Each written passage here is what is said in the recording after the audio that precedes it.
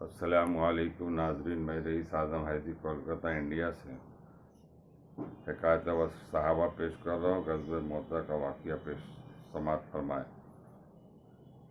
غرض بڑی دقت سے مکہ کے حاکم نے ان کو گرفتار کر کے حجاج کے پاس بھیج دیا۔ اس کو غصہ نکالنے اور ان کو قتل کرنے کا موقع مل گیا۔ سامنے بلایا اور پوچھا، حجاج تیرا نام کیا ہے؟ سعید۔ میرا نام سعید ہے۔ حجاج کس کا بیٹا؟ سعید جبیر کا بیٹا۔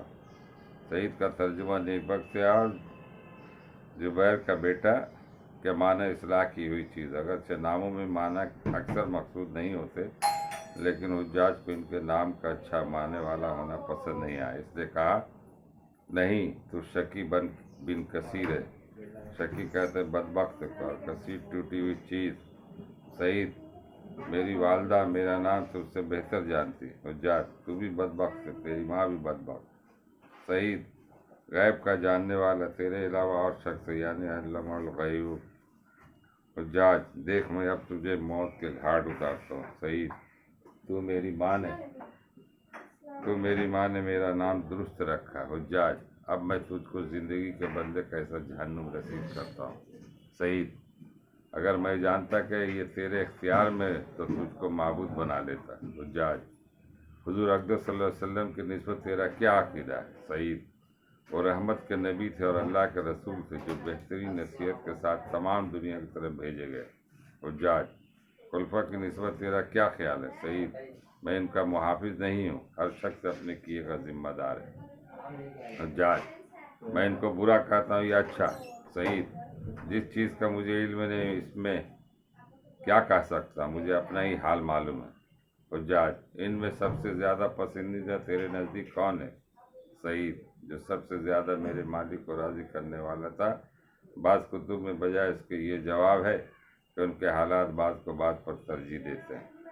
حجاج سب سے زیادہ راضی رکھنے والا کون تھا؟ سعید اس کو وہی جانتا ہے جو دل کے بھیدوں اور چھپے ہوئے رازوں سے واقف ہے۔ حجاج حضرت علی رضی اللہ تعالیٰ جنت میں یا دوزخ میں؟ سعید اگر میں جنت اور جہنم میں جاؤں اور وہاں والوں کو دیکھ لوں تو بدلا سکتا ہوں۔ حجاج میں قیامت میں کیسا آدمی ہوں گا؟ سعید میں اس سے کم ہوں کہ غیب پر مطلع کیا جاؤں۔ حجاج تو مجھ سے سچ بولنے کا ارادہ نہیں کرتا؟ سعید میں نے جھوٹ بھی نہیں کہا۔ حجاج تو کبھی ہنستا کیوں نہیں؟ سعید کوئی بات ہنسنے کی دیکھتا نہیں، اور وہ شخص کیا ہنسے جو مٹی سے بنا ہو اور قیامت میں اس کو جانا ہو اور دنیا کے فتنوں میں دن رات رہتا ہو۔ حجاج میں تو ہنستا ہوں۔ سعید اللہ نے ایسے ہی مختلف طریقوں میں ہم کو بنایا۔ حجاج میں تجھے قتل کرنے والا ہوں۔ سعید میری موت کا سبب پیدا کرنے والا اپنے کام سے فارغ ہو چکا۔ حجاج میں اللہ کے نزدیک تجھ سے زیادہ محبوب ہوں۔